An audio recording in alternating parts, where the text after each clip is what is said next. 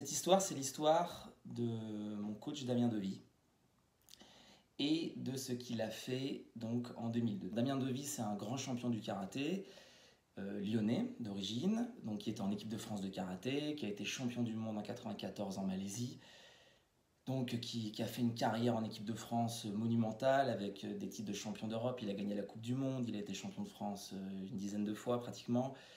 Donc voilà, un immense champion. Et il y a eu un événement pour les championnats du monde de 98 qui avait lieu à Rio. Il n'a pas été sélectionné. Il a été évincé de l'équipe de France. Et c'est quelque chose qui a marqué Damien. C'est une cicatrice qu'il n'a jamais digérée. Il n'a jamais trop compris cette décision fédérale. Et voilà, c'est quelque chose qui l'a vraiment marqué. Il a jamais compris. Alors, faut savoir que Damien, c'est un génie du karaté.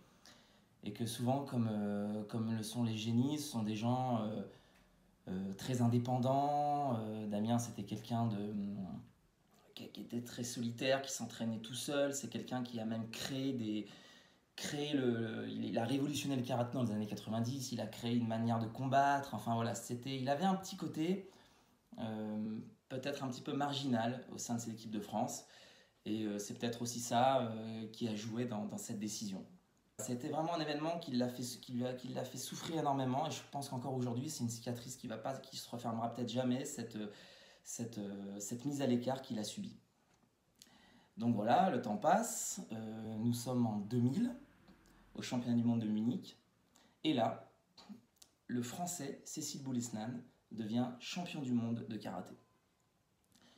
Donc ça a été, malheureusement pour Damien, c'est allé dans le sens de la fédération. C'est-à-dire que finalement, les moyens qui avaient été mis en place par la fédération, les gens sur qui ils avaient misé, finalement, ils avaient eu, entre guillemets, raison. Et Damien s'est retrouvé un petit peu dans une situation où il ne pouvait rien dire parce que voilà, le Français était devenu champion du monde et donc il avait été mis à l'écart. Et ben voilà, ça a été dans la logique des choses. Et donc, ça l'a encore plus fait tilter parce qu'il se disait, bon voilà, le Français est devenu champion du monde, mais il était persuadé, malgré ça, qu'il aurait quand même dû être présent pendant cette période. Et il a eu envie de remettre les gants pour lui, pour se prouver que finalement, il aurait pu effectivement prendre cette place à l'époque et redevenir champion du monde. Sauf que bon, il avait déjà 34 ans, peut-être en 2000. Et donc, il ne pouvait plus revenir en équipe de France, il était trop vieux. Et donc, ce qu'il a fait, il faut savoir que Damien, il avait un père qui était originaire du Bénin.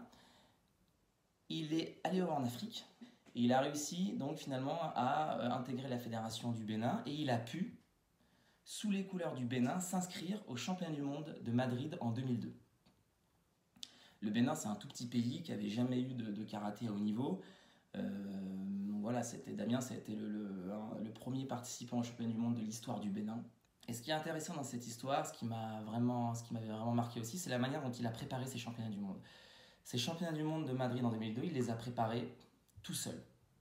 Il les a préparés tout seul, de manière solitaire, finalement en adéquation avec les valeurs qu'il avait eues tout au long de sa carrière et surtout les convictions qu'il avait tout au long de sa carrière, les convictions sportives, les convictions de performance qu'il avait toujours eues et qui avaient fait qu'il n'était pas forcément compris en équipe de France.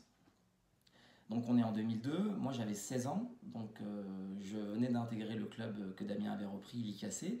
Donc je découvrais Damien à ce moment-là. Et donc j'ai participé, j'étais hyper jeune, à la préparation de ces championnats du monde. Et il les a préparés de manière atypique parce qu'il s'est préparé tout seul, donc ça va même à l'encontre, on va dire, des lois du sport de haut niveau qui veulent que pour préparer un championnat du monde, il faut une équipe, il faut un staff, il faut un processus de préparation dans une équipe. Damien, il a fait ça tout seul et il s'est entraîné avec ses élèves et on avait 16 ans, on était des gamins. Je me souviens qu'avant les championnats du monde, avant ces championnats du monde, il avait organisé une dernière session d'entraînement juste avant de partir à Madrid où il combattait contre nous. On avait 16 ans.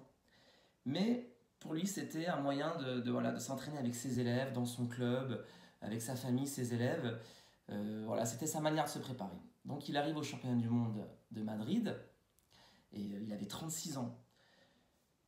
Et donc c'était improbable. Même nous on se disait mais il est fou quoi, pourquoi il va au championnat du monde, on ne comprenait pas.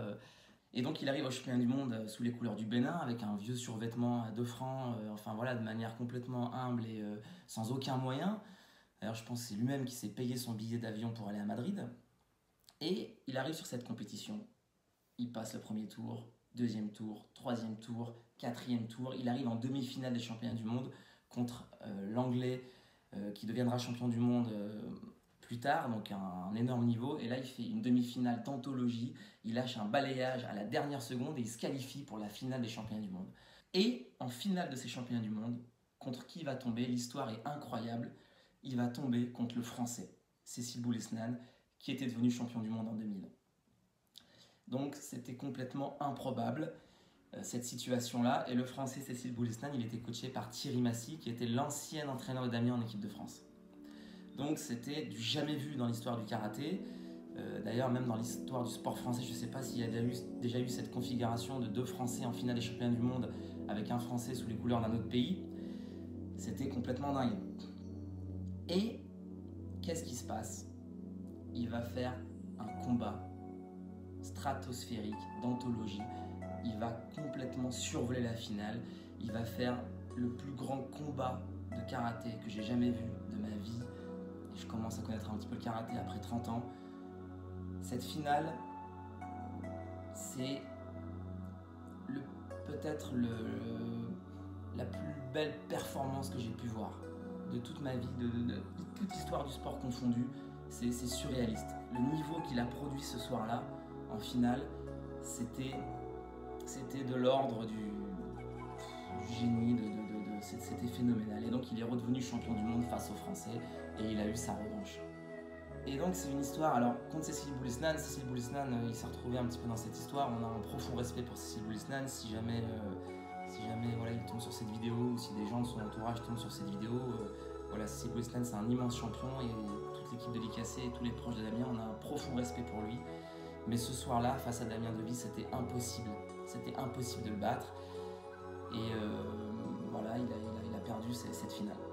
Donc la morale de cette histoire, qui est quand même incroyable, nous on a vu ça, on avait 16 ans, moi j'avais 16 ans, j'ai découvert le sport de niveau et j'ai vu ça, c'est l'époque où j'ai découvert Damien, c'est quelque chose qui m'a marqué complètement.